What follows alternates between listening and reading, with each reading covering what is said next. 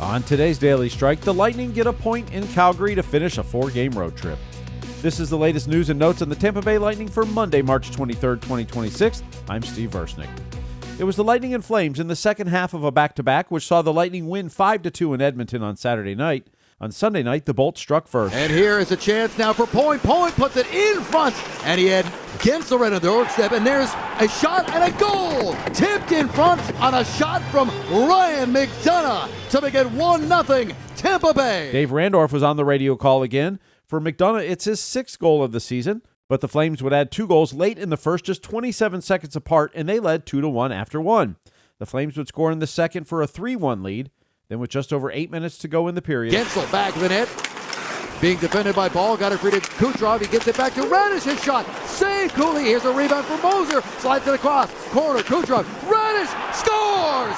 What a play. What a goal. Darren Raddysh with goal number 19 on the season. And the Lightning are back within 1. For Raddysh, he's just 1 shy of the team record for goals by a defenseman. Both Victor Hedman and Dan Boyle had 20 in a season. Then late in the third period. 4:24 remaining in regulation. Here's Gord out in front. Oh, they score on the rebound. Cooley got the first one. Holmberg buried it, and it's a tie game. It's Holmberg's 10th goal of the season. That was good for you there. Gordon, I think it was shaky too.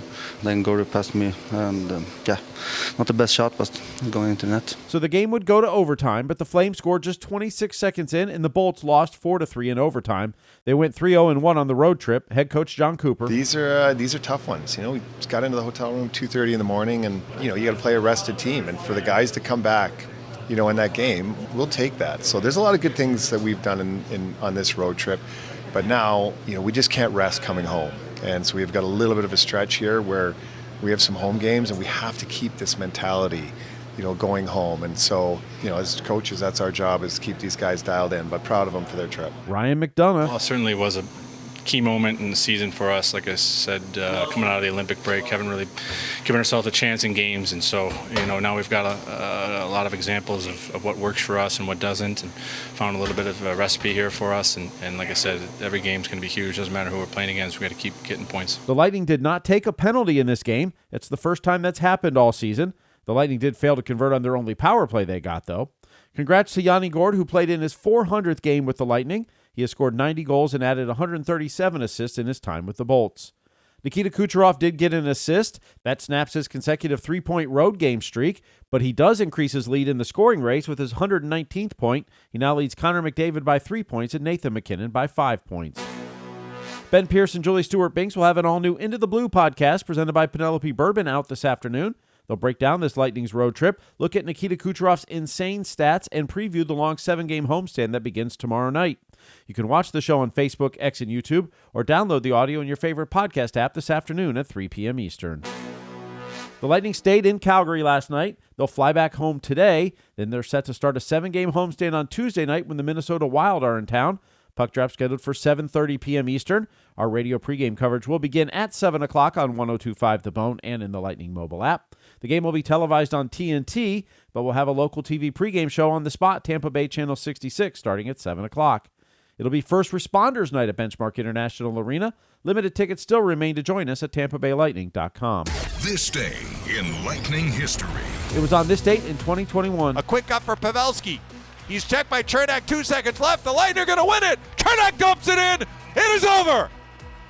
The Lightning win their 4th game in the season series against the Stars. Andrei Vasilevskiy, a new franchise record, his 12th consecutive win. Andrei Vasilevskiy beats the franchise record set by Louis Domingue back in 2019. Vasi becomes one of only 9 goalies in NHL history with 12 straight wins.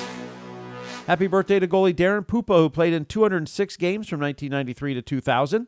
Alexander Selivanov, who played in 304 games from 1994 to 1999. He scored 78 goals and had 77 assists. Defenseman Chris LaPuma, who played in 64 games from 1992 to 1996. And a defenseman Mark Barberio, who played in 103 games from 2012 to 2015, scoring 6 goals and adding 11 assists.